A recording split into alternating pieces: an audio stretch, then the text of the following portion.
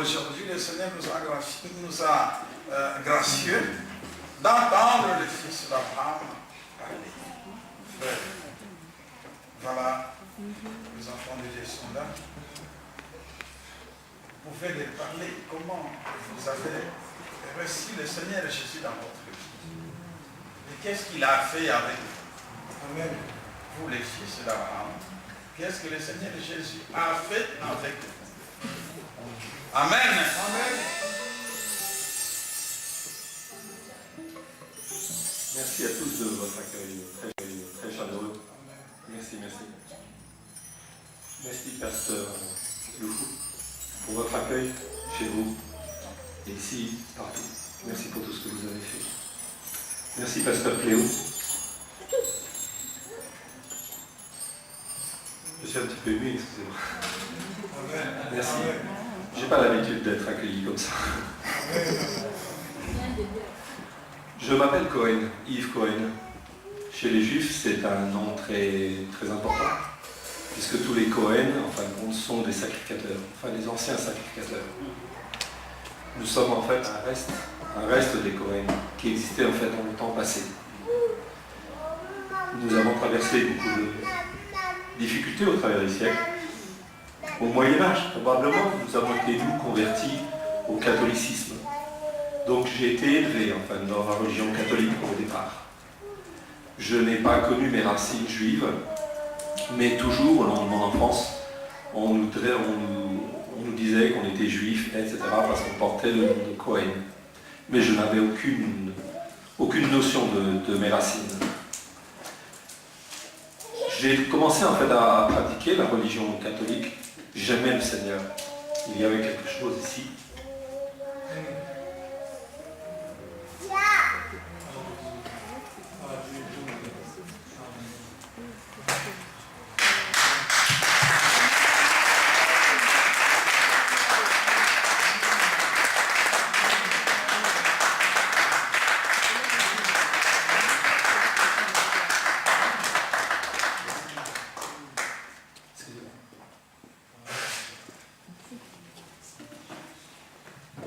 Quelque chose de très fort qui résonnait en fait ici dans mon cœur. J'aimais Dieu. J'allais même dans les églises m'asseoir dans la semaine pour essayer de trouver mon Dieu. Je n'ai jamais eu de réponse. Au cours de mon adolescence, j'ai abandonné la religion catholique parce que je n'avais jamais de réponse à mes attentes, les attentes qui étaient dans mon cœur. J'ai donc abandonné la religion, j'ai vécu comme tout le monde dans le monde. Je me suis marié une première fois à 23 ans à Lille, donc pas très loin de la Belgique. J'ai vécu 12 ans effectivement en fait à Lille. J'ai fait mes études universitaires en fait à Lille, à Villeneuve d'Ascq, et j'en suis sorti en fait ingénieur. Et en fait à 27 ans, j'ai été divorcé. Ma vie c'était en fait vraiment une déchirure. Je suis descendu en fait ensuite à Paris. Et j'ai commencé en fait à travailler, j'ai une vie professionnelle, bon, assez intéressante à certains moments, d'autres moments c'était pas terrible, mais je ne connaissais pas le Seigneur, je faisais tout par moi-même. Mais il y a une chose que je voulais dans mon cœur, c'était en fait bon, gagner de l'argent, parce que j'avais envie de faire quelque chose. Et notamment, je me souviens, je voulais faire des choses pour l'Afrique. Pourquoi l'Afrique, je ne sais pas. Aussi, le fait que je sois ce soir en train de témoigner, c'est quelque chose un petit peu particulier pour moi. Bref, j'ai fait ma vie, j'ai créé une société en fait dans la région parisienne, et en fait cette société, bon, elle avait un projet très très important au niveau, disons, intellectuel, mais cette société, en fait à l'époque, j'avais des systèmes informatiques, je construisais des bases de données cartographie électronique, et en fait, bon, c'était un projet intellectuellement très très intéressant, mais qui était trop en avance par rapport en fait au marché. Mais peu importe, c'est pas ça qui est important. Disons que je passais mes journées en fait à travailler. Je passais 12 heures, 15 heures par jour en fait à travailler. Je travaillais même le samedi, même le dimanche. Donc c'est pour vous dire que j'étais vraiment en fin de compte ancré en fait là-dessus. Ma société c'était mon bébé.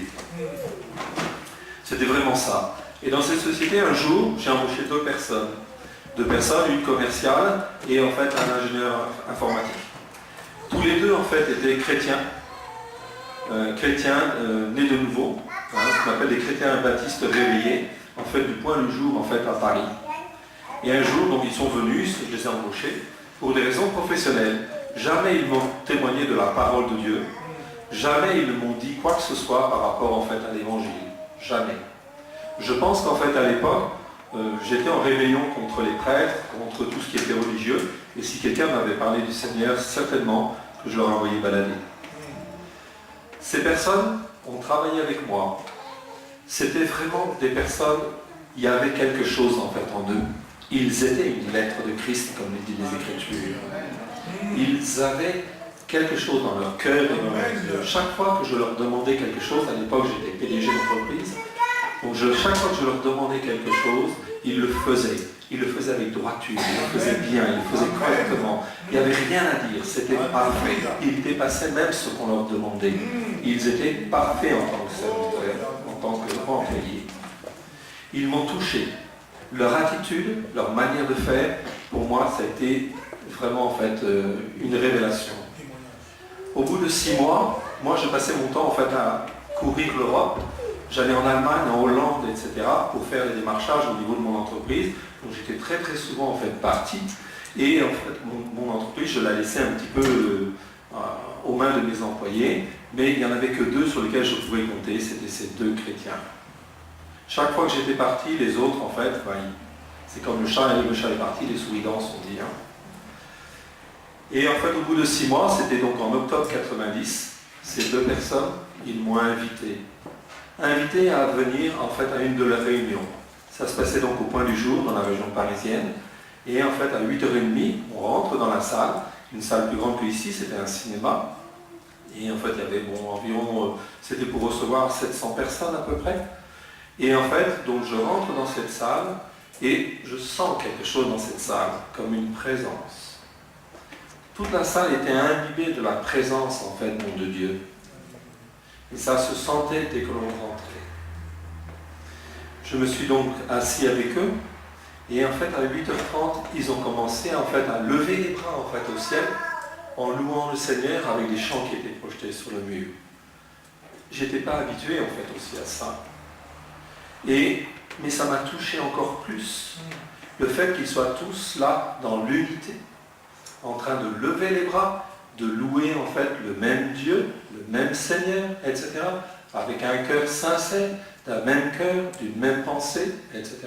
C'était fantastique. Ça m'a touché profondément. Ne me demandez pas ce qu'ils ont chanté ce soir-là, je serais incapable de vous dire. J'ai tellement été touché que je me suis mis en fait à pleurer tellement j'étais bien. Toute la louange, je n'ai pas vu un seul chant. Je suis incapable de vous dire encore une fois ce qu'ils ont chanté. Ensuite, le prédicateur, le pasteur a parlé, il a fait en fait sa prédication. Je suis également incapable de vous dire ce qu'il a dit tellement j'étais touché. À la fin